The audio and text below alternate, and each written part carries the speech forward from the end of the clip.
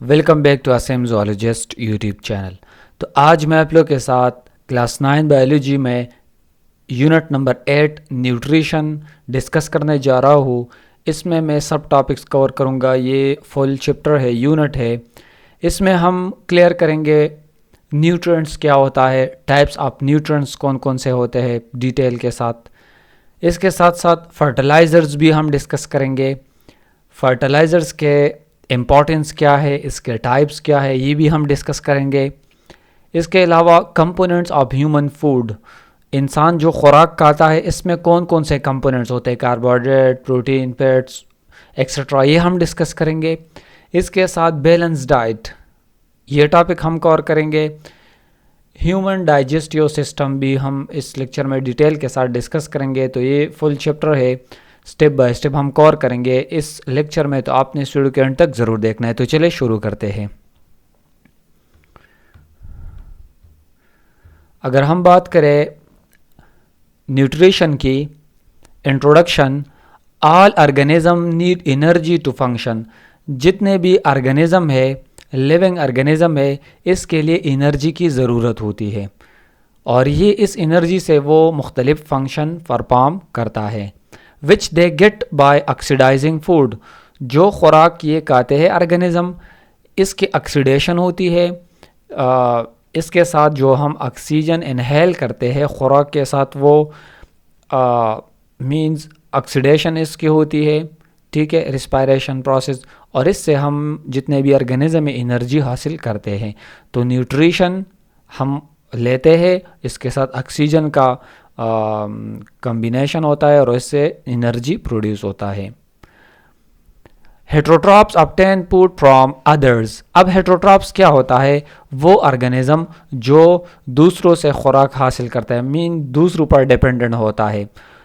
अगर हम एनिमल्स की बात करें तो एनिमल्स क्या होते हैं, ये हेट्रोट्रॉप्स होते हैं। Autotrophs make their own food by photosynthesis using essential material from the environment. अब जितने भी ऑटोट्रॉप्स होते हैं, प्लांट्स होता है या बैक्टीरिया जिसमें क्लोरोप्लास्ट मौजूद होते हैं, क्लोरोफिल, तो वो क्या करते हैं, ये एसेंशियल मटेरियल्स एनवायरनमेंट से लेते हैं और ख़ुद तैयार खुराक जो है अपने लिए तैयार करते हैं। तो ये ऑटोट्रॉप्स और हेट्रोट्रॉप क्लियर हो गया। अब न्यूट्रिशन हम किस तरह डिफाइन करेंगे। Nutrition involves obtaining essential material. अब इसमें कौन कौन से एसेंशियल मटेरियल होते हैं अब हम डिस्कस करेंगे further. Converting them into substances for growth, energy and regulating body functions. Nutrition में एसेंशियल मटेरियल्स ये इसमें इन्वॉल्व होता है। इसके ज़रिए से क्या होता है, हमारे बॉडी में ग्रोथ होता है, इस न्यूट्रिशन के ज़रिए से एनर्जी भी हमें हासिल होती है। इसके साथ साथ जितने भी मुख्तलिफ फंक्शंस होते हैं हमारे बॉडी में, वो भी परफॉर्म होते हैं इस न्यूट्रिशन की वजह से। क्लियर हो गया डिफिनीशन ऑफ न्यूट्रिशन। अगर हम बात करें मिनरल न्यूट्रिशन इन प्लांट्स की, प्लांट्स में वो कौन कौन से मिनरल्स और न्यूट्रिशन होता है जो प्लांट के लिए बहुत इंपॉर्टेंट होते हैं, वो हम डिस्कस करेंगे। ये टॉपिक भी इंपॉर्टेंट है। Photosynthesis requirements. अब फोटोसिंथेसिस के लिए कौन कौन से चीज़ें रिक्वायर होती है, along with carbon dioxide, water, sunlight and chlorophyll, plants need mineral nutrients from the soil. अब फोटोसिंथेसिस के लिए कार्बन डाइऑक्साइड की भी ज़रूरत होती है, वाटर की भी, सनलाइट एंड क्लोरोफिल, ये तो हमने पिछले टॉपिक्स में डिस्कस किया था। इसके अलावा प्लांट के लिए मिनरल्स और न्यूट्रिएंट्स भी सॉइल से ये रिक्वायर होती है। मींस इसके अलावा मिनरल्स और न्यूट्रिएंट्स के अलावा ये फोटोसिंथेसिस जो है ये परफॉर्म नहीं हो सकता। ये सब इसमें इन्वॉल्व होता है फोटोसिंथेसिस में। टाइप्स ऑफ न्यूट्रिएंट्स की अगर हम बात करें, ये शॉर्ट क्वेश्चन के लिए भी इम्पॉर्टेंट है। Types of what is nutrients, right it's type, तो ये आपने ज़रूर याद रखना है। टाइप्स ऑफ न्यूट्रिएंट्स की अगर हम बात करें, इसमें सबसे पहला आता है मैक्रो न्यूट्रिएंट्स। मैक्रो कहते हैं लार्ज, माइक्रो कहते हैं small. Macro nutrients required in large quantities. Macro nutrients वो न्यूट्रिएंट्स होते हैं वो जो हमारे बॉडी को ज़्यादा मकदार में चाहिए। इसमें फॉर एग्ज़ाम्पल कार्बन भी इसमें आता है, हाइड्रोजन भी, oxygen, phosphorus, potassium, nitrogen, sulphur, calcium, magnesium, ये सब न्यूट्रिएंट्स हमारे बॉडी को लार्ज क्वांटिटी या ज़्यादा मकदार में ये हमारे बॉडी को ये चाहिए। तो ये हो गया मैक्रो न्यूट्रिएंट्स। नेक्स्ट है माइक्रो न्यूट्रिएंट्स। माइक्रो न्यूट्रिएंट्स ये हमारे बॉडी को बहुत स्मॉल क्वांटिटी में इसकी ज़रूरत होती है। अगर हम बात करें फॉर एग्जांपल, इसमें आयरन आता है, मोलिब्डेनम और molybdenum, boron, copper, manganese, zinc, chlorine and निकल, ये सब न्यूट्रिएंट्स हमारे बॉडी या जितने भी ऑर्गेनिज्म है ये स्मॉल क्वांटिटी में चाहिए, तो इसे माइक्रो न्यूट्रिएंट्स कहते हैं, मैक्रो एंड माइक्रो। अब role of nutrients in plants, ये जितने भी हमने न्यूट्रिएंट डिस्कस की, प्लांट में इसका क्या किरदार होता है। अगर हम बात करें nutrients role in plant life, एक न्यूट्रिएंट हम डिस्कस करेंगे और इसका क्या काम होता है प्लांट के बॉडी में। तो कार्बन की अगर हम बात करें, कार्बन जो है ये पार्ट ऑफ ऑर्गेनिक कंपोनेंट्स या कंपाउंड्स। कार्बन क्या होता है, जितने भी ऑर्गेनिक कंपाउंड्स होते हैं, चाहे वो कार्बोहाइड्रेट्स है, चाहे वो प्रोटीन है, ये सब क्या होता है, ये कार्बन इसमें एक पार्ट होता है इस ऑर्गेनिक कंपाउंड्स की। हाइड्रोजन की अगर हम बात करें तो ये भी पार्ट ऑफ ऑर्गेनिक कंपाउंड, जितने भी ऑर्गेनिक कंपाउंड्स होते हैं एक ऑर्गेनिज्म में, चाहे वो हमारे पास प्रोटीन, कार्बोहाइड्रेट या फैट्स है, ये सब क्या होता है, ये हाइड्रोजन इसमें मौजूद होता है। नेक्स्ट ऑक्सीजन की अगर हम बात करें, ये भी a part of organic compounds होते हैं, जितने भी ऑर्गेनिक कंपाउंड्स होते हैं इसमें ऑक्सीजन भी मौजूद होता है। एसेंशियल फॉर सेलुलर रेस्पिरेशन, अब ये ऑक्सीजन क्या होता है, सेल में हमारे बॉडी में जो रेस्पिरेशन होती है इसके लिए ऑक्सीजन की भी रिक्वायरमेंट या ज़रूरत होती है। तो ये सब, इसके अलावा फास्फोरस, फास्फोरस आपने ज़रूर याद रखना है फॉर एमसीक्यूज़, ये कंपोनेंट ऑफ एटीपी भी है। जिस तरह हमने पिछले लेक्चर में डिस्कस किया था एटीपी का स्ट्रक्चर, तो इसमें फास्फोरस जो फास्फेट ग्रुप है ये एटीपी का एक मीन्स हिस्सा होता है, इसमें 3 फास्फेट इसके साथ अटैच होता है। तो ये आपने ज़रूर याद रखना है, फास्फोरस जो है या फास्फेट ग्रुप ये कंपोनेंट ऑफ एटीपी होता है। इसके अलावा ये न्यूक्लिक एसिड में भी मौजूद होता है फास्फोरस, और सीड जर्मिनेशन में भी इसका किरदार होता है प्लांट में। क्लियर हो गया, एमसीक्यूज़ के लिए इंपॉर्टेंट है। फास्फोरस क्या होता है, कंपोनेंट ऑफ एटीपी, एक हो गया। दूसरा, ये न्यूक्लिक एसिड, जितने भी हमारे पास न्यूक्लिक एसिड होते हैं इसमें भी इसका इज अ पार्ट होता है या कंपोनेंट होता है, और ये सीड जर्मिनेशन के लिए इंपॉर्टेंट होता है। नेक्स्ट की अगर हम बात करें पोटाशियम की, तो पोटाशियम रेगुलेट स्टोमा फंक्शंस, जो स्टोमेटा या स्टोमा में जो फंक्शन होता है रिड्यूस वाटर लॉस, तो ये रेगुलेट करता है, कंट्रोल करता है फंक्शन ऑफ स्टोमेटा, और ये वाटर लॉस को क्या करता है, कंट्रोल करता है पोटाशियम। नेक्स्ट है nitrogen. Nitrogen part of protein होता है, एमसीक्यूज़ के लिए इंपॉर्टेंट है। क्लोरोफिल में भी ये नाइट्रोजन होता है, और एंजाइम में भी ये नाइट्रोजन मौजूद होता है। सल्फर की अगर हम बात करें, ये पार्ट ऑफ प्रोटीन होता है, विटामिन्स एंड एंजाइम्स, ये सब इसमें सल्फर मौजूद होता है। एमसीक्यूज़ के लिए आपने ज़रूर याद रखना है। अगर हम कैल्शियम की बात करें, कैल्शियम क्या होता है, structural component of cell wall, cell wall में ये कैल्शियम होता है प्लांट में, और ये रेगुलेट करता है वाटर मूवमेंट, वाटर मूवमेंट को भी रेगुलेट करता है सेल वॉल में। मैग्नीशियम की अगर हम बात करें, तो मैग्नीशियम ये क्लोरोफिल का पार्ट होता है, और ये एंजाइम्स को भी एक्टिवेट करता है। आयरन की अगर हम बात करें, आयरन ये फोटोसिंथेसिस के लिए इंपॉर्टेंट होता है, और एंजाइम को भी ये एक्टिवेट करता है। मोलिब्डेनम की अगर हम बात करें, ये important for amino acid production होता है, जितने भी अमाइनो एसिड प्रोड्यूस होता है ये इसमें इम्पॉर्टेंट किरदार अदा करता है मोलिब्डेनम। बोरान की अगर हम बात करें, ये vital for sugar transport and cell division, boron का काम क्या होता है, शुगर ट्रांसपोर्टेशन में हेल्प करता है, और सेल डिवीजन में भी ये हेल्पफुल होता है। कॉपर ये एंजाइम फंक्शन के लिए कॉपर इम्पॉर्टेंट फंक्शन परफॉर्म करता है। मैंगनीज की अगर हम बात करें, मैंगनीज ये फोटोसिंथेसिस में इन्वॉल्व होता है, रिस्पायरेशन में भी, और नाइट्रोजन मेटाबॉलिज्म में भी इसका फंक्शन होता है मैंगनीज। जिंक, ये एंजाइम फंक्शन के लिए जिंक बहुत इंपॉर्टेंट होता है। क्लोरीन की अगर हम बात करें, ये water aids in water osmosis, water osmosis में इसका इम्पॉर्टेंट किरदार होता है क्लोरीन का। निकल की अगर हम बात करें तो ये नाइट्रोजन मेटाबॉलिज्म के लिए निकल इम्पॉर्टेंट फंक्शन परफॉर्म करता है। तो ये सब क्या थे, कुछ न्यूट्रिएंट्स थे प्लांट्स में जो इसका क्या रोल होता है। ठीक है, ये वन बाय वन आपने ज़रूर याद रखना है एमसीक्यूज़ के लिए। अब role of nitrogen in plants, कुछ न्यूट्रिएंट्स हम डिस्कस करेंगे कि प्लांट में इसका स्पेसिफिकली इसका क्या काम होता है। तो सबसे पहले role of nitrogen in plants, plants में इसका क्या रोल होता है। फंक्शन की अगर हम बात करें, nitrogen is crucial component of protein, ये आपने ज़रूर याद रखना है। प्रोटीन में नाइट्रोजन जो है ये एक इम्पॉर्टेंट कंपोनेंट होता है नाइट्रोजन। इसके अलावा हार्मोन में भी होता है, chlorophyll, vitamins and enzyme essential for plant life. ये सब क्या होता है, ये नाइट्रोजन सबसे पहले प्रोटीन का कंपोनेंट होता है, एमसीक्यूज़ के लिए याद रखना। नेक्स्ट हार्मोन, हार्मोन में भी इसका मींस इसका इंपॉर्टेंट फंक्शन होता है या एक कंपोनेंट होता है। क्लोरोफिल में भी, विटामिन्स एंड एंजाइम, इन सब में एसेंशियल फॉर प्लांट लाइफ। ये सब क्या होता है, नाइट्रोजन प्लांट में ये मुख्तलिफ फंक्शन परफॉर्म करता है। इम्पैक्ट ऑन ग्रोथ, ग्रोथ पर भी इसका असर होता है नाइट्रोजन। ठीक है, vital for stem and leaf growth, अगर एक प्लांट को नाइट्रोजन ज़्यादा मकदार या नॉर्मल मकदार में मिल रही तो ये स्टेम भी इसका हेल्थी होगा और लीफ ग्रोथ भी हेल्थी। तो ये वाइटल बहुत इंपॉर्टेंट होता है स्टेम एंड लीफ ग्रोथ के लिए।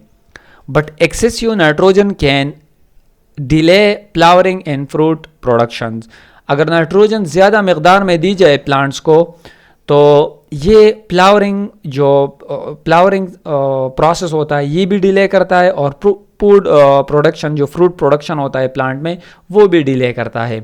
तो नाइट्रोजन कम होना भी प्लांट के लिए ख़तरनाक होता है और ज़्यादा भी। नॉर्मल जो ऑप्टिमम अमाउंट है वो रिक्वायर होता है प्लांट्स के लिए। अब अगर डिफिशिएंसी आ जाए नाइट्रोजन की प्लांट्स में तो इसका क्या सिम्टम होता है, येलोइंग ऑफ लीव्स, इस प्लांट के लीव जो है वो येलो होते हैं, इसे क्लोरोसिस कहते हैं। ठीक है, क्लोरोसिस, जब प्लांट के लीव्स येलो हो जाए। एमसीक्यूज़ के लिए आपने याद रखना है।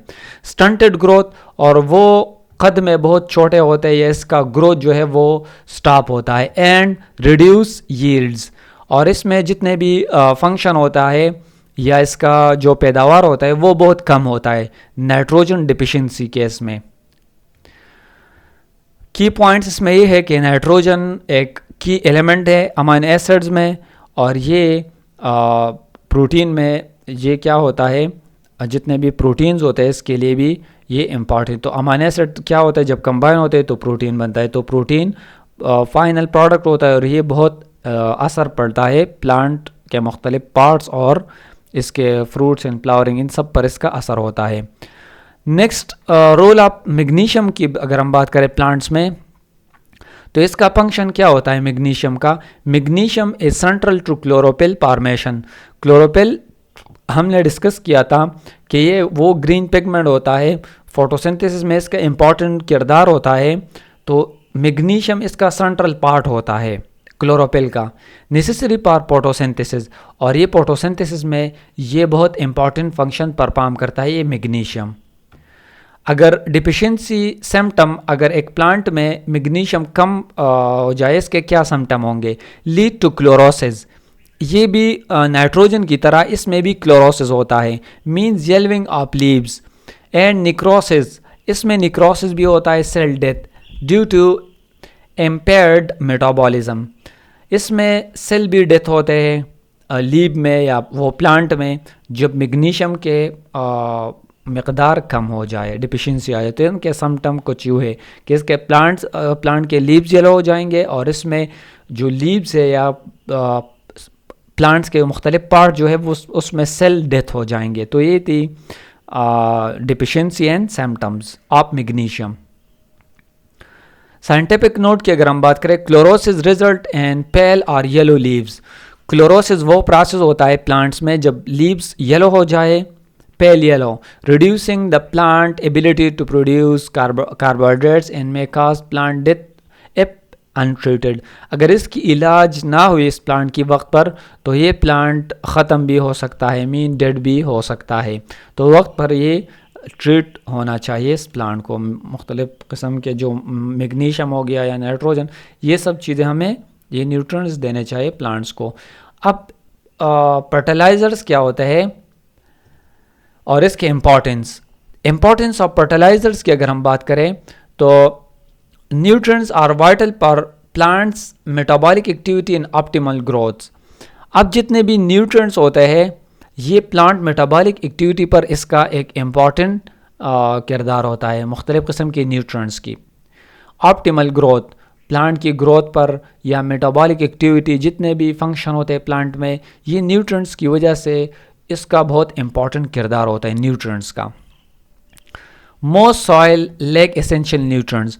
अब अगर हम नॉर्मल देखें तो ऐसे सॉइल या मिट्टी ज़मीन में होते हैं जो इसमें बहुत कम होते हैं essential nutrients, which is why fertilisers are added to improve plant growth and yields.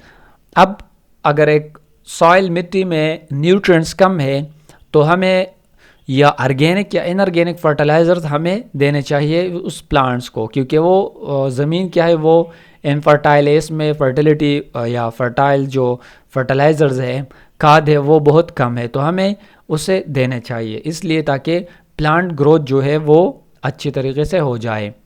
Fertilisers are categorised into organic and inorganic types. Fertilisers के दो टाइप्स है, एक है ऑर्गेनिक फर्टिलाइज़र्स और दूसरा होता है इनऑर्गेनिक फर्टिलाइज़र्स। ऑर्गेनिक फर्टिलाइज़र्स वो फर्टिलाइज़र या खाद होता है, इसके सोर्सेस क्या होता है, डिराइव फ्रॉम प्लांट्स और एनिमल मटेरियल्स। ऑर्गेनिक फर्टिलाइज़र्स हम प्लांट्स और एनिमल्स से हम लेते हैं। इसमें मुख्तलिफ़ किस्म के प्लांट्स के जब प्लांट डिके हो जाए या एनिमल्स डिके हो जाए तो वो क्या होता है, वो ऑर्गेनिक फर्टिलाइज़र में, या मुख्तलिफ़ किस्म के एनिमल्स के जो वेस्ट मटेरियल होता है वो भी नेचुरल ऑर्गेनिक में आता है। ठीक है, जिस तरह फॉर एग्ज़ाम्पल मैन्योर हो गया, कंपोस्ट, सीवेड और ये सब हमारे पास, या डंग हो गया, लीव्स या चिकन पोल्ट्री, ये सब हमारे पास ऑर्गेनिक फर्टिलाइज़र्स में आते हैं। ठीक है, और ये बहुत इम्पॉर्टेंट होता है प्लांट्स के लिए, नेचुरल फर्टिलाइज़र या ऑर्गेनिक। इसके एडवांटेजेस क्या है ऑर्गेनिक फर्टिलाइज़र्स की, improve soil structures. Organic fertiliser से सॉइल का स्ट्रक्चर इसमें इम्प्रूव चेंजेस आते हैं। इसके अलावा retain soil moisture and increase aeration. Organic fertiliser का दूसरा फ़ायदा ये है कि सॉइल मॉइस्चर होता है और इसका डिग्रेडेशन जो ब्रेकडाउन प्रोसेस होता है वो बहुत स्लो होता है, आहिस्ता आहिस्ता इसकी ब्रेकडाउन होती है। Next, release nutrients slowly and steadily. इसमें जो न्यूट्रिएंट्स होते हैं वो आहिस्ता आहिस्ता ये क्या होता है, रिलीज़ होता है।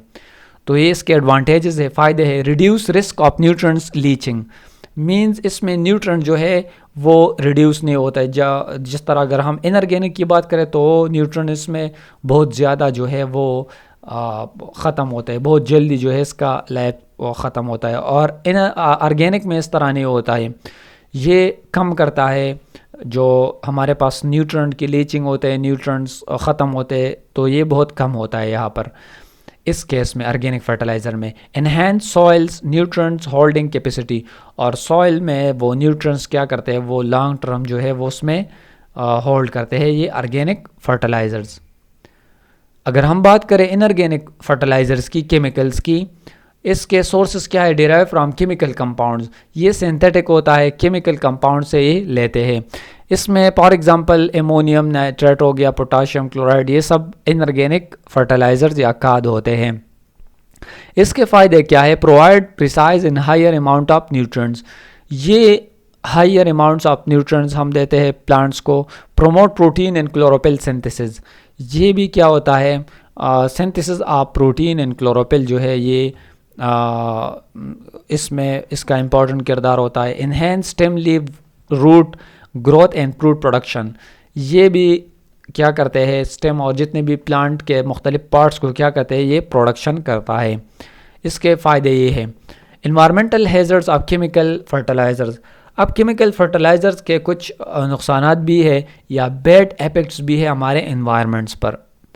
ऑर्गेनिक के बहुत कम होते हैं, इसलिए मैंने डिस्कस नहीं किया आप लोगों के साथ। इनऑर्गेनिक के नुकसानात बहुत ज़्यादा है as compare to organic. Soil quality risk, inorganic या जो केमिकल फर्टिलाइज़र्स है ये सॉइल क्वालिटी इसमें रिस्क होता है। किस तरह? Soil increase in soil salinity in acidity. Soil में क्या होता है, साल्ट लेवल या एसिडिटी इंक्रीज होता है इस केमिकल फर्टिलाइज़र्स के ज़रिए से। Emission of green house gases like nitrous oxide, ये सब जो है ये एमिट होते हैं, ठीक है, तो ये भी इसके नुकसानात है। वाटर क्वालिटी रिस्क, वाटर में भी इसका बहुत असर होता है। ग्राउंड वाटर की अगर हम बात करें, nitrate, NO3, leaching contaminates ground water posing health risk. तो सिंपल अगर मैं कहूँ तो इन्वायरमेंटल हैज़र्ड्स में ये केमिकल फर्टिलाइज़र्स सॉइल पर भी इसका बैड असर पड़ता है, क्लियर हो गया। इसके साथ साथ वाटर पर भी इसका असर होता है। सरफेस ऑफ वाटर यूट्रॉपिकेशन होता है। एक्सेस न्यूट्रिएंट्स क्या होता है, ये हार्मफुल होता है। अल्जी ब्लूम, जो वाटर के सरफेस पर जो ग्रीन सा ब्लूम बनता है, तो ये डिप्लीशन ऑफ ऑक्सीजन होता है। एक्वेटिक लाइफ भी इस पर बहुत बैड असर होता है, यूट्रॉपिकेशन होता है। जब ये एक्सेसिव न्यूट्रिएंट्स पानी में जाते हैं सरफेस पर या पॉन्ड या झील या लेक्स में, तो वहाँ पर एक लेयर सा बनता है इस न्यूट्रिएंट्स के, और वो इसके अंदर जितने भी प्लांट्स या एनिमल्स है इसके लिए बहुत हार्मफुल होता है। अगर हम साइंटिफिक इंफॉर्मेशन की बात करें तो eutrophication caused by excessive phosphate and nitrates from human activities.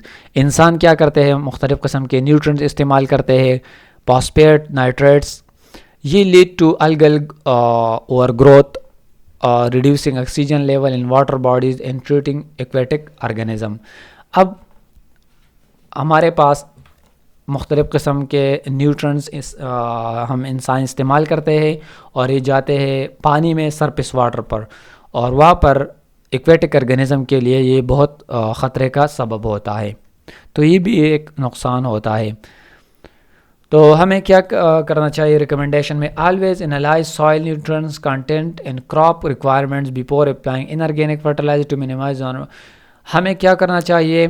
सबसे पहले सॉइल न्यूट्रिएंट्स का कंटेंट्स हमें इसकी एनालिसिस करनी चाहिए कि इसको चाहिए या नहीं। अगर चाहिए तो वो भी ऑर्गेनिक बेस्ट है। इन्वायरमेंट पर भी इसका बहुत कम असर होता है और प्लांट के लिए भी ये भी बहुत इम्पोर्टेंट होता है। तो हमने सॉइल स्ट्रक्चर जो है या सॉइल की एनालिसिस करनी है सॉइल न्यूट्रिएंट्स की, फिर जो है हमने मुख्तलिफ़ किस्म के इनऑर्गेनिक जो केमिकल फर्टिलाइज़र है वो देने चाहिए। अगर हम बात करें कंपोनेंट्स ऑफ ह्यूमन फूड, इंसान के खुराक में कौन कौन से कंपोनेंट्स होता है, कार्बोहाइड्रेट हो गया, प्रोटीन या फैट्स, ये हम डिस्कस करेंगे। Human food is made up of several essential components that support growth. इंसान के खुराक में मुख्तलिफ़ किस्म के एसेंशियल कंपोनेंट मौजूद होते हैं जो ग्रोथ के लिए रिस्पॉन्सिबल होता है। अगर रिप्रोडक्शन भी इससे होता है, इस एसेंशियल न्यूट्रिएंट्स के कंपोनेंट्स की वजह से ओवरऑल हेल्थ पर भी इसका असर होता है। तो ये मेजर कंपोनेंट्स हम डिस्कस करेंगे इस टॉपिक में। सबसे पहले इसमें आते हैं कार्बोहाइड्रेट्स। कार्बोहाइड्रेट्स का क्या काम होता है? कार्बोहाइड्रेट्स एक ऑर्गेनिक कंपाउंड होता है, प्राइमरी सोर्स ऑफ एनर्जी। हमारे बॉडी में ये प्राइमरी सोर्स ऑफ एनर्जी होता है। सोर्सेज की अगर हम बात करें, कार्बोहाइड्रेट हम किन चीज़ों से कंज्यूम करते हैं? स्टार्च फ्रॉम पोटैटोज से, राइस, ब्रेड हो गया, सीरियल्स, सक्रोज एंड शुगर, जितने भी वेजिटेबल्स है या सीरियल्स है, इससे हम क्या करते हैं? कार्बोहाइड्रेट्स हासिल करते हैं।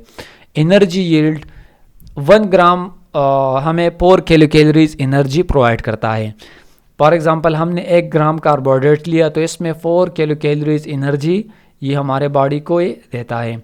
तो हाई एनर्जी सोर्स होता है। स्टोरेज की अगर हम बात करें तो ये excess glucose convert to glycogen. हम जो ग्लूकोज या कार्बोहाइड्रेट्स कंज्यूम करते हैं और जब ये एक्सेस होता है, ज़्यादा होता है, तो ये कन्वर्ट होता है इनटू ग्लाइकोजन हमारे बॉडी में, और हमारे बॉडी में ये स्टोर होता है in the form of glycogen, store in muscle and liver. MCQs के लिए आपने ज़रूर याद रखना है।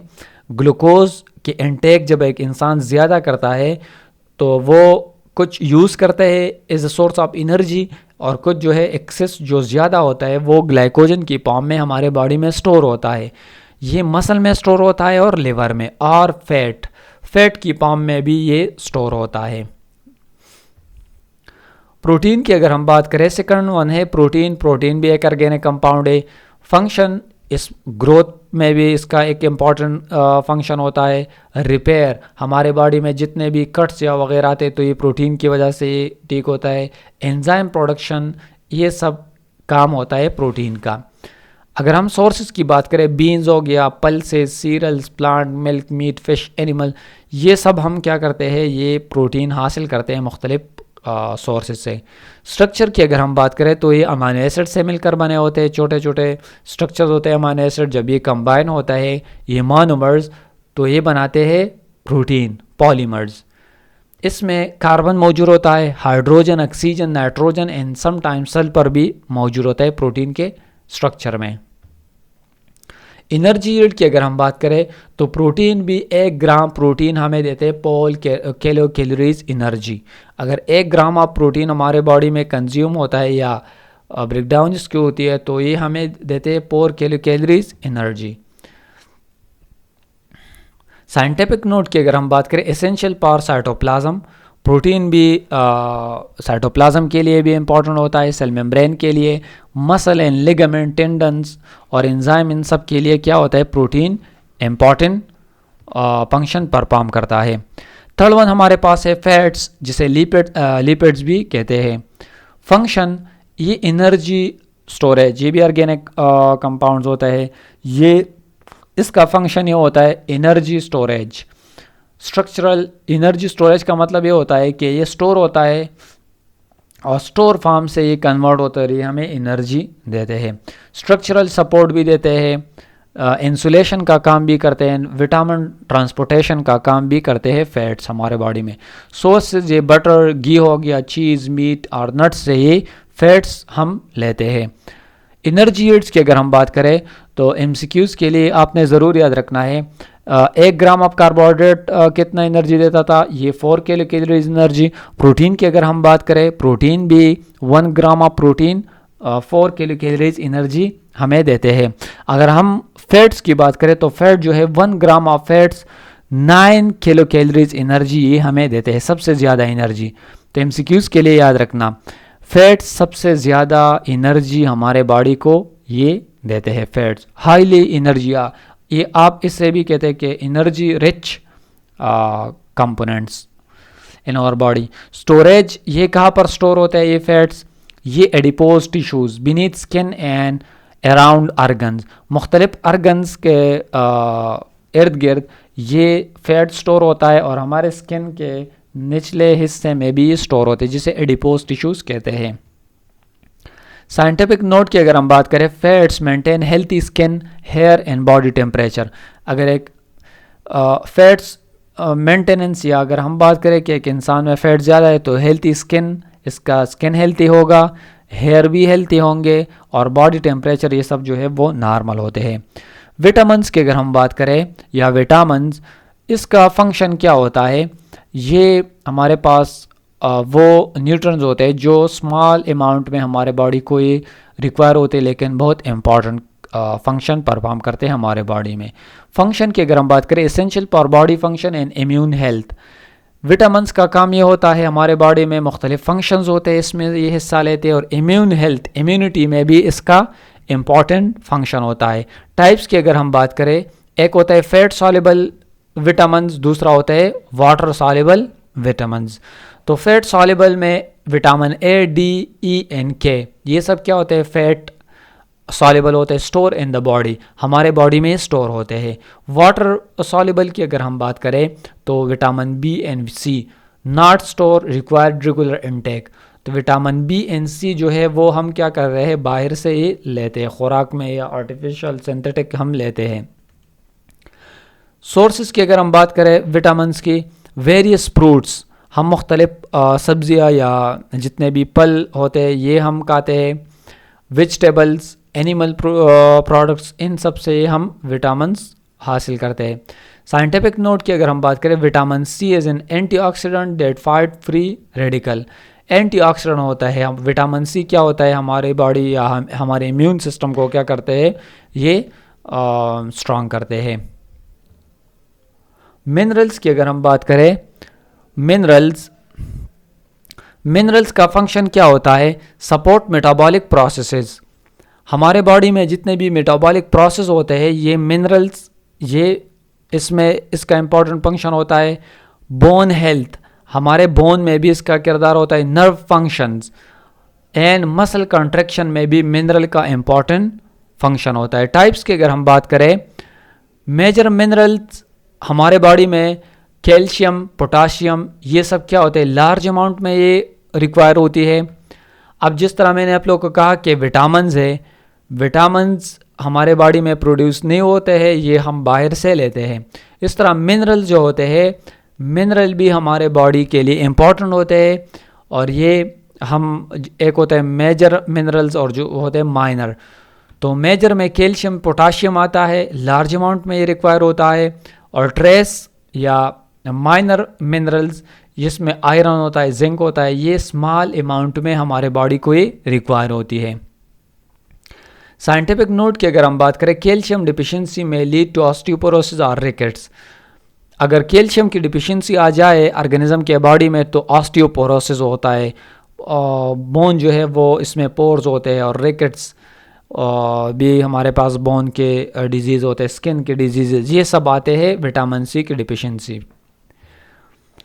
डाइटरी फाइबर्स, ये भी इम्पॉर्टेंट हमारे बॉडी में इसका इम्पॉर्टेंट फंक्शन होता है। डाइटरी फाइबर्स ये भी हम लेते हैं बाहर से। इसका फंक्शन ये होता है aid digestion and regulate blood cholesterol. Blood digestion में इसका इम्पॉर्टेंट, खुराक की जो डाइजेशन होती है इसमें इम्पॉर्टेंट किरदार अदा करता है dietary fibres. And blood cholesterol level को भी ये क्या करते हैं, कंट्रोल करते हैं। टाइप्स की अगर हम बात करें, को होता है इनसॉल्युबल फाइबर, जो हमारे पास help with bowel movement, example wheat bran. ये इनसॉल्युबल फाइबर्स क्या होता है, ये हमारे बॉडी में खुराक, जो हम खुराक खाते हैं बाउल, इसके मोमेंट के लिए ये इनसॉल्युबल फाइबर्स बहुत इम्पॉर्टेंट। अगर हम बात करें व्हीट ब्रेन की, जो एक होल होता है व्हीट गंदम का, तो ये सब क्या होते हैं, ये सॉल्युबल नहीं होता है, इनसॉल्युबल फाइबर होते हैं, लेकिन इम्पॉर्टेंट फंक्शन होता है हमारे बॉडी में। सॉल्युबल फाइबर्स की अगर हम बात करें, traps harmful substances like cholesterol, example oats हो गया। अब सॉल्युबल फाइबर्स क्या करते हैं, ये हार्मफुल जितने भी ख़तरनाक सब्सटेंसेस है, इसको ये ट्रैप करते हैं। फॉर एग्ज़ाम्पल हम ओट्स जब खाते हैं, ये सब चीज़ें क्या होते हैं, ये सॉल्युबल फाइबर्स में आते हैं। सोर्सेज की अगर हम बात करें, डाइटरी फाइबर हम वेजिटेबल से भी हासिल करते हैं, फ्रूट से एंड सीरियल्स, ये सब से हम डाइटरी फाइबर्स हासिल करते हैं। साइंटिफिक नोट की अगर हम बात करें, reduce constipation and risk of colon cancer. अगर एक बंदा डाइटरी फाइबर ज़्यादा लेता है तो कॉन्स्टिपेशन क्या होता है, जब स्टूल सख्त हो जाए तो ये रिड्यूस करता है, ठीक है, कॉन्स्टिपेशन से इंसान को बचाता है। और कॉलन के कैंसर, कॉलन जो बड़ी लार्ज इंटेस्टाइन है, इसमें भी कैंसर का चांसेस बहुत कम होता है। वाटर की अगर हम बात करें तो वाटर का मेटाबॉलिक रिएक्शंस में इम्पॉर्टेंट फंक्शन होता है। टेम्परेचर रेगुलेशन में एंड वेस्ट रिमूवल में वाटर का इम्पॉर्टेंट किरदार होता है। डेली रिक्वायरमेंट्स की अगर हम बात करें तो हमें मैक्सिमम 2 लीटर पानी पीना चाहिए एक दिन में, ठीक है, डेली रिक्वायरमेंट्स। साइंटिफिक नोट की अगर हम बात करें, dehydration can impair cell function and lead to severe health issues. अगर एक बंदा पानी नहीं पीता है, 2 लीटर से कम पीता है, तो मुख्तलिफ़ किस्म के हेल्थ इश्यूज़ इसको आ सकते हैं। These components are crucial for maintaining good health and ensuring that the body function properly. अब जितने भी हमने मुख्तलिफ़ किस्म के न्यूट्रिएंट डिस्कस की, ये सब हमारे बॉडी के लिए इम्पॉर्टेंट होता है, मुख्तलिफ़ किस्म के फंक्शन परफॉर्म करते हैं हमारे बॉडी में। Regular intake of a balance diet containing all of these element is essential for overall wellbeing. हमें जितने भी न्यूट्रिएंट्स है वो बैलेंस रखने चाहिए, या बैलेंस डाइट हमने लेनी चाहिए, तो जितने भी एसेंशियल न्यूट्रिएंट्स है हम हमारे बॉडी में ऑटोमेटिकली कंज्यूम होंगे। बैलेंस डाइट की अगर हम बात करें, बैलेंस डाइट में A balanced diet is essential for maintaining good health and ensuring proper growth and function of the body. अब बैलेंस डाइट बहुत इम्पॉर्टेंट होता है हमारे हेल्थ के लिए, प्रॉपर ग्रोथ के लिए, बॉडी फंक्शन के लिए। बैलेंस डाइट जो मुतवाज़न ग़िज़ा है कि इसमें प्रोटीन भी होनी चाहिए, कार्बोहाइड्रेट्स, फैट्स या मुख्तलिफ़ किस्म के विटामिन्स, ये सब बैलेंस डाइट में आते हैं। It includes the right proportion of carbohydrates, वो खुराक जिसमें सही मकदार में कार्बोहाइड्रेट्स होने चाहिए, प्रोटीन भी होने चाहिए, fats, vitamins, minerals and fibre. ये सब अगर एक ग़िज़ा में है या आप लेते हैं एक खुराक में, मील में, तो ये आपके लिए बैलेंस डाइट होता है। The correct balance of these component is very necessary to provide the body with sufficient energy. अगर आप ये बैलेंस या करेक्ट प्रोपोर्शन से लेते हैं तो ये आपके बॉडी के लिए एनर्जी भी देता है, सपोर्ट ऑफ ग्रोथ, मुख्तलिफ़ किस्म के जितने भी रिपेयर होता है, या ओवरऑल हेल्थ की अगर हम बात करें तो ये आपके बॉडी पर इसका बहुत इंपॉर्टेंट असर होता है। तो हमें क्या करना चाहिए, बैलेंस डाइट लेना चाहिए, जितने भी न्यूट्रिएंट्स है ये हमें कंज्यूम करने चाहिए एक डाइट में। की पॉइंट्स इसमें ये है, कार्बोहाइड्रेट्स हो गया, प्रोटीन या फैट्स, ये सब हमें provide energy and essential for growth and repair. ये सब न्यूट्रिएंट्स क्या होता है या डाइट, ये हमें क्या करते हैं, एनर्जी देते हैं, ठीक है, हमारे बॉडी को ग्रोथ एंड रिपेयर, ये सब जो है हमारे बॉडी के लिए इम्पॉर्टेंट होता है। अगर हम विटामिन्स एंड मिनरल्स की बात करें तो ये हमारे बॉडी में जितने भी फंक्शंस होते हैं इसके लिए इम्पॉर्टेंट होता है। Immune health and bone strength के लिए भी ये vitamins and minerals important function perform करता है। अगर हम बात करें फाइबर की तो फाइबर डाइजेशन में इसका बहुत इम्पॉर्टेंट फंक्शन होता है, प्रिवेंट्स कॉन्स्टिपेशन। अब फाइबर क्या होते हैं, जिस तरह मैंने आप लोग के साथ डिस्कस भी किया, ये प्रिवेंट्स कॉन्स्टिपेशन जब स्टूल या पीसेस सख्त हो जाए तो उससे ये हमें बचाता है ये fibres. Relationship between energy and requirements and various factors. अब जिस प्रोपोर्शन में आप लेते हैं ये डाइट तो इसकी रिक्वायरमेंट्स एंड फैक्टर्स भी मुख्तलिफ होता है। मतलब इसका ये हो गया कि एनर्जी रिक्वायरमेंट्स ये मुख्तलिफ फैक्टर्स पर इसका मीन्स इन्वॉल्व होते हैं। मीन्स आपको कितने प्रोपोर्शन के कार्बोहाइड्रेट चाहिए या प्रोटीन या लिपिड्स हो गया, विटामिन्स, फाइबर्स, तो ये मुख्तलिफ फैक्टर्स होते हैं। अगर हम बात करें सबसे पहले एज की तो children and teenager need more energy due to a rapid growth and high metabolism. अब जितने भी चिल्ड्रन होते हैं या टीनेजर्स, इसको ज़्यादा एनर्जी की ज़रूरत होती है, तो इसलिए इसमें हाई मेटाबॉलिज्म इसके बॉडी में होता है। Adult need less energy but should focus on maintaining health and preventing age related disease. अब एडल्ट को भी चाहिए, लेस एनर्जी चाहिए, लेकिन इसको अपने हेल्थ और जितने भी डिजीज़ होते हैं इसके प्रिवेंशन के लिए आपने बैलेंस डाइट को कंज्यूम करना है। सेकंड वन फैक्टर है इसमें जेंडर भी वेरी होता है, मेल या फीमेल, इसके लिए भी ये प्रोपोर्शन जो न्यूट्रिएंट्स का होता है वो मुख्तलिफ होता है। Men generally have high energy requirement due to higher metabolic rate compare to women. अब वमेन में मेन के लिए क्या होता है, हाई एनर्जी की ज़रूरत होती है, मेटाबॉलिक रेट जो है वो क्या होता है, हायर होता है एज़ कंपेयर टू वमेन। अगर हम बात करें एक्टिविटी लेवल की तो ये भी एक फैक्टर है। Physical active individual required more energy than those with sedentary lifestyle. अब एक्टिविटी लेवल भी इसका असर होता है। एक बंदा अगर फिजिकली एक्टिव है तो इसके लिए मोर एनर्जी की ज़रूरत होती है एज़ कंपेयर टू दोज जो सेडेंट्री होते हैं, कुछ काम नहीं करते, तो इसके लिए एनर्जी बहुत कम कंज्यूम करना पड़ता है।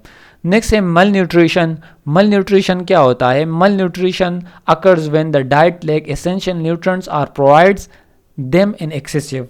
मल न्यूट्रिशन ये होता है कि एक बंदा जो खुराक लेता है इसमें एसेंशियल न्यूट्रिएंट्स मौजूद नहीं होता या बहुत कम होते हैं, ठीक है, या बहुत ज़्यादा होता है या बहुत कम होता है। It can lead to various health issue and disease. जब एक खुराक में इम्पॉर्टेंट न्यूट्रिएंट्स कम होते हैं, ये भी मुख्तलिफ़ किस्म के हेल्थ इश्यूज़ ये मीन्स ये इसकी वजह से होते हैं और डिजीज़ भी हो सकते हैं। टाइप्स ऑफ मल न्यूट्रिशन, प्रोटीन एनर्जी मल न्यूट्रिशन मीन्स अगर एक खुराक में प्रोटीन एनर्जी मल न्यूट्रिशन में मेरेस्मस आता है, ठीक है, काज बाय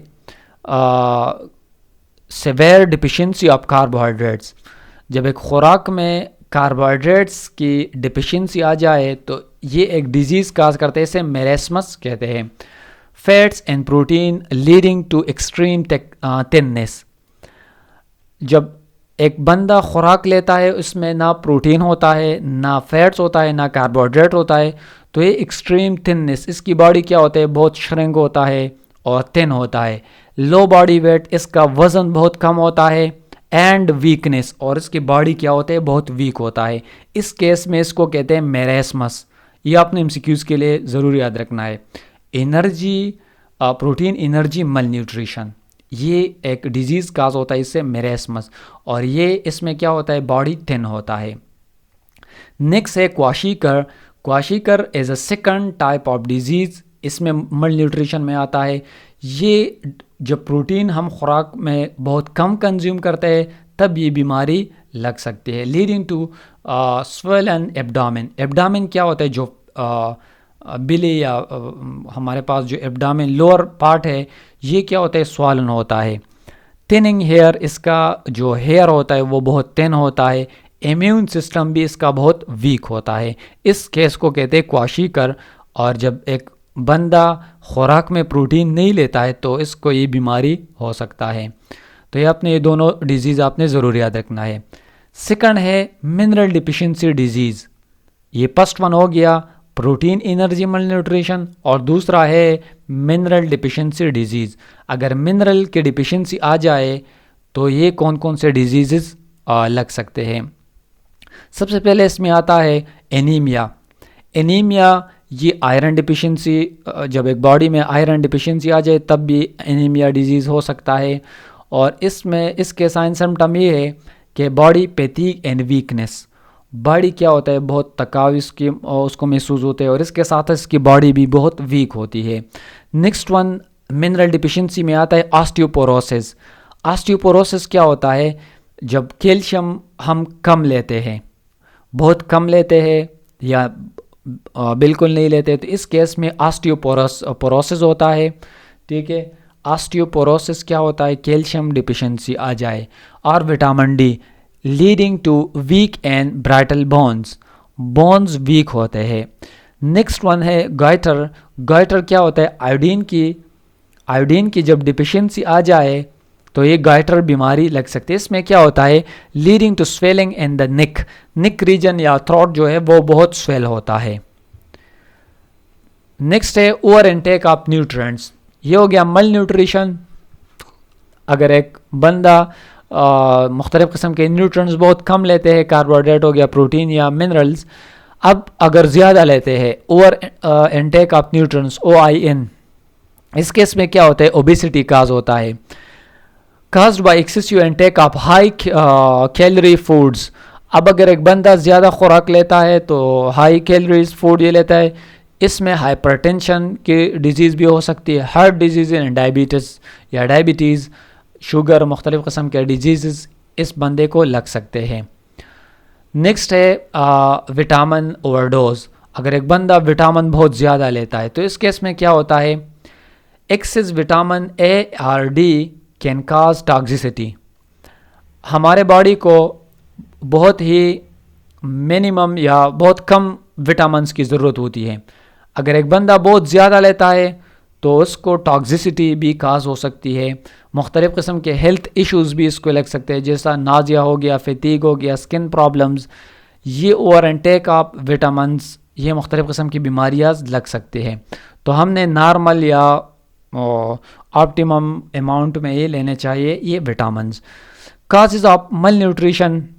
अब हमने मल न्यूट्रिशन डिस्कस किया, इसके काजेज़ क्या है, लैक ऑफ नॉलेज। अगर एक बंदे को नॉलेज नहीं है खुराक की कि मैं किस तरह बैलेंस डाइट लूँ तो इसके ये बीमारियाँ लग सकती है।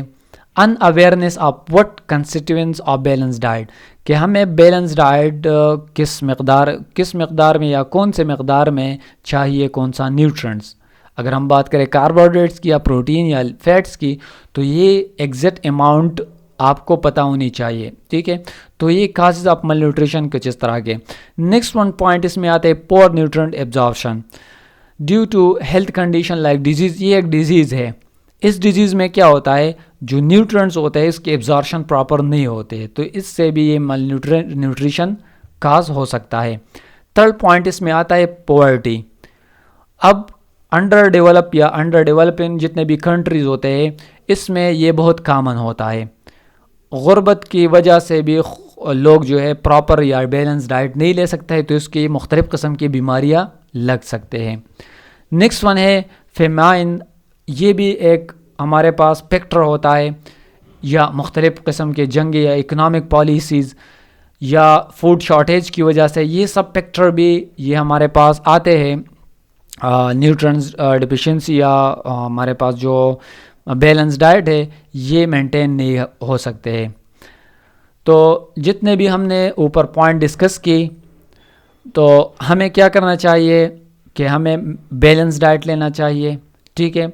और ये जितने भी स्टेप्स है हमें अपने हेल्थ को इम्प्रूव करना है और मुख्तलिफ़ किस्म की बीमारियों से भी अपने आप को बचाना है। नेक्स्ट वन टॉपिक है human digestive system. Human digestive system एक कम्प्लेक्स स्ट्रक्चर्स है। ह्यूमन डाइजेस्टिव सिस्टम क्या काम करता है, ब्रेक डाउन ऑफ फूड। अब हम जो खुराक खाते हैं इसके ब्रेक डाउन करते हैं, ठीक है, और एब्जॉर्बिंग मुख्तलिफ़ किस्म के न्यूट्रिएंट्स को क्या करते हैं, एब्जॉर्ब करते हैं और हमारे बॉडी से एलिमिनेट करते हैं। तो ये सब ह्यूमन डाइजेस्टिव सिस्टम ये मुख्तलिफ़ किस्म के फंक्शन परफॉर्म करते हैं। इसमें मल्टीपल स्टेजेस इन्वॉल्व होता है। सबसे पहले प्रोसेस होता है इंजेशन, खुराक को हमारे बॉडी में अंदर इंजेस्ट करना। दूसरा पॉइंट इसमें आता है डाइजेशन। तीसरा आता है एब्जॉर्प्शन। फोर्थ नंबर आता है एसिमिलेशन एंड एजिशन, लास्ट स्टेज होता है। ये मुख्तलिफ स्टेप्स होता है।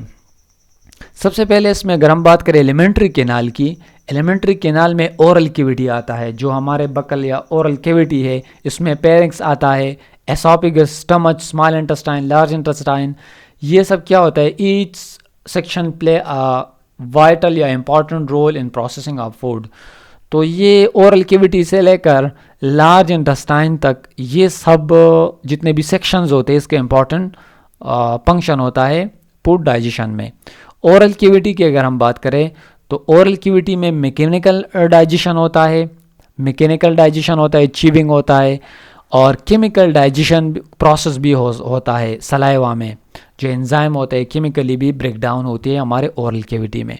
नेक्स्ट है pharynx and oesophagus guide food from the mouth to the stomach through swallowing and peristalsis. अब जो खुराक हमने लिया वो पेरिक्स से पास आउट होगा और एसोफेगस, ये हमारे बॉडी में ये पेरिस्टालिस। एसोफेगस में एक प्रोसेस होता है, ये एमसीक्यूज के लिए आपने ज़रूर याद रखना है। एसोफेगस जब हम खुराक जो बोलस लेते हैं तो ये पेरिस्टालिस के हेल्प से ये स्टमक में ये एंटर होता है। स्टमक में क्या होता है, ये crunch food mixes at will and gastric juices वहाँ पर मिक्स करते हैं और इसकी गैस्ट्रिक जूस की वजह से ये प्रोटीन डाइजेशन स्टार्ट होता है हमारे स्टमक में। स्मॉल इंटेस्टाइन में क्या होता है, जब ये स्टमक से एंटर होता है स्मॉल इंटेस्टाइन में। स्मॉल इंटेस्टाइन में भी डाइजेशन, ये भी साइट ऑफ डाइजेशन होता है, लेकिन यहाँ पर एब्जॉर्प्शन भी होता है। ये ड्यूडेनम, जिजुनम एंड एलियम ये पार्ट्स होते हैं स्मॉल इंटेस्टाइन में। तो ये लिवर से बाइल को ये रिसीव करता है, पेनक्रियाटिक जूस भी इसे कहते हैं, और वहाँ से डाइजेशन शुरू होता है। स्मॉल इंटेस्टाइन में लिवर से एक छोटा सा पाइप आता है, वो प्रोड्यूस करता है बाइल, जिसे पेनक्रियाटिक जूस भी कहते हैं, वहाँ से ये स्मॉल इंटेस्टाइन में डाइजेशन करता है। लार्ज इंटेस्टाइन में क्या होता है, लार्ज इंटेस्टाइन में यहाँ पर भी वाटर एब्जॉर्ब होता है। स्मॉल इंटेस्टाइन में न्यूट्रिएंट्स एब्जॉर्ब होता है और लार्ज इंटेस्टाइन में वाटर एब्जॉर्ब होता है पीस से, जो वेस्ट मटेरियल होता है। एलिमिनेशन थ्रू द रेक्टम, और रेक्टम से ये फूड जो है वो एलिमिनेट होता है। इसके साथ साथ ग्लैंड्स भी मौजूद होता है डाइजेस्टिव सिस्टम में। इसमें सलेवरी ग्लैंड्स हो गया, लिवर प्रोड्यूस बाइल, पेनक्रियाज हो गया प्रोड्यूस एंजाइम एंड बाइकार्बोनेट, ये सब क्या होते हैं, एसोसिएटेड ग्लैंड्स होते हैं। कॉमन डिसऑर्डर जो डाइजेस्टिव सिस्टम में डिसऑर्डर्स आते हैं, इसमें कॉन्स्टिपेशन होता है। जब हमारे जो स्टूल है या पीसेस है वो बहुत सख्त हो जाए तो ये भी डिसऑर्डर होता है। डायरिया, जब हमारे बॉडी में न्यूट्रिएंट्स या वाटर एब्जॉर्ब नहीं होते और फ्रीक्वेंटली हम जो है हमारे बॉडी जो है वो डायरिया होता है और पानी की तरह हमारे बॉडी से जो एलिमिनेशन होता है इसको डायरिया। अल्सर ज़ख़म भी हो सकता है स्टमक में या इंटेस्टाइन में, which affect digestion in overall health पर इसका असर होता है।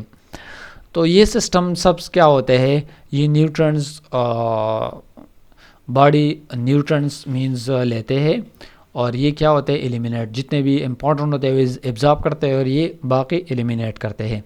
तो ये थी कुछ important points in nutrients chapter. इसमें इम्पॉर्टेंट टॉपिक्स भी है जिस तरह न्यूट्रिएंट्स हो गया या फर्टिलाइज़र्स हो गया, विटामिन्स हो गया, ये सब आपने याद रखना है। तो मैं उम्मीद करता हूँ कि आप इस वीडियो को लाइक करेंगे और दूसरों के साथ शेयर करेंगे। Thank you so much for watching, bye.